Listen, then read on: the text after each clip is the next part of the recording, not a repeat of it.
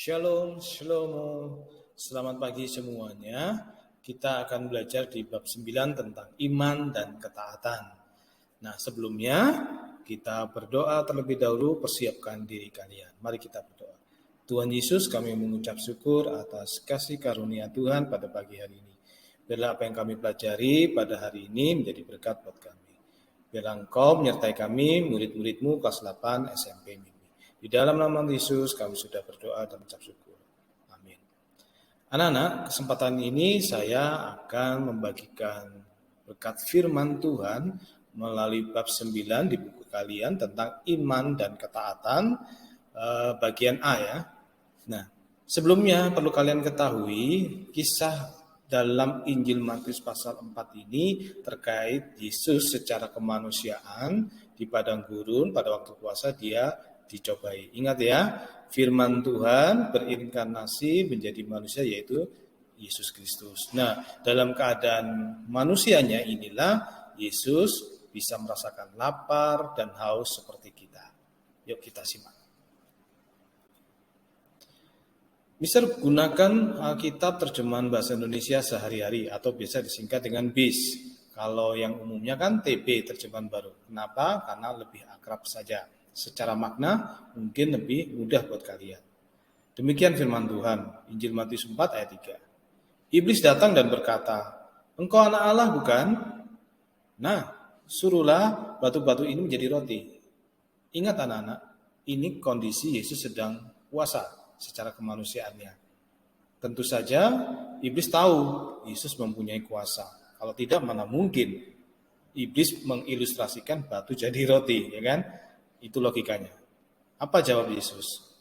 Yesus menjawab, di dalam Alkitab tertulis, manusia tidak dapat hidup dari roti saja, tetapi dari setiap perkataan yang diucapkan oleh Allah. Apa maksudnya? Yesus selalu merujuk, meskipun dalam keadaannya manusia, merujuk kepada firman Tuhan atau Alkitab, atau firman Tuhan itu sendiri. Dia tidak mau, menurutku begini, sebaiknya begitu, enggak, tapi kembali lagi ke firman Tuhan. Ini hikmah buat kita. Apabila kita dibujuk iblis, ya, baik iblis yang berwujud fisik maupun tidak berwujud, kita kembalikan kepada firman Tuhan yaitu Alkitab. Ya, jadi iblis akan takut. Selanjutnya, secara konsep Yesus adalah firman Tuhan yang inkarnasi menjadi manusia yang sudah saya singgung di awal. Ini inti dalam iman Kristiani. Nah, secara kemanusiaan inilah Yesus dicobai iblis setelah Yesus berpuasa 40 hari. Anak-anak kalian bisa membaca secara lengkap dalam Injil Matius 4 ayat 1 dan 2 tentang kemanusiaan Yesus atau Yesus dicobai. Yang menarik adalah setiap jawaban Yesus diawali ada tertulis dalam teks perjanjian baru atau terjemahan baru TB atau di dalam Alkitab tertulis BIS. Jadi terjemahan itu Alkitab banyak anak-anak ada yang menggunakan pendekatan bahasa sehari-hari yang mudah dimengerti, ada juga yang menggunakan pendekatan kata per kata. Memang nggak enak dibaca tapi itu arti katanya.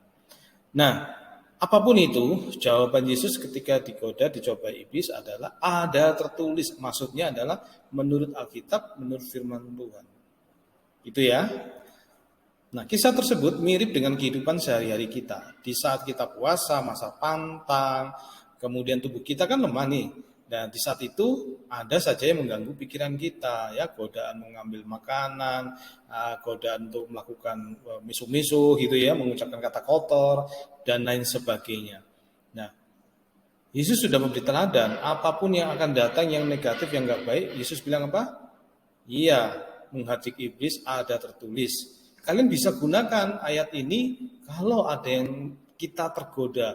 Itu tadi, tergoda apa? Mengucapkan kata kotor, menyakiti teman, atau hal yang nggak baik lainnya, ada tertulis atau di dalam Alkitab berfirman demikian. Nah, kalian gunakan itu karena yang melakukan firman Tuhan bukan kalian, bukan mister, ya kan? Tapi Tuhan sendiri yang ngomong di dalam Alkitab. Jadi iblis akan lari. Selanjutnya, nah itu kan Yesus tentu saja bisa, ya kan?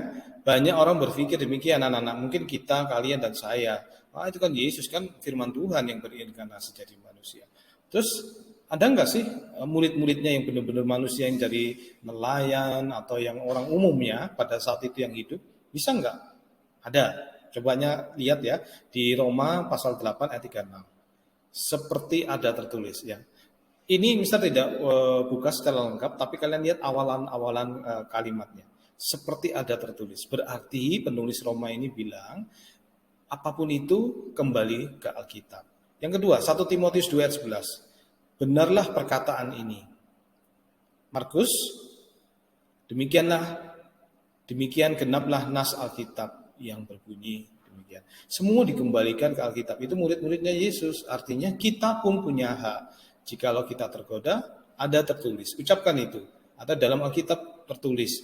Maka iblis pikiran-pikiran kita yang mau melenceng dari firman Tuhan akan menjauh dari kita.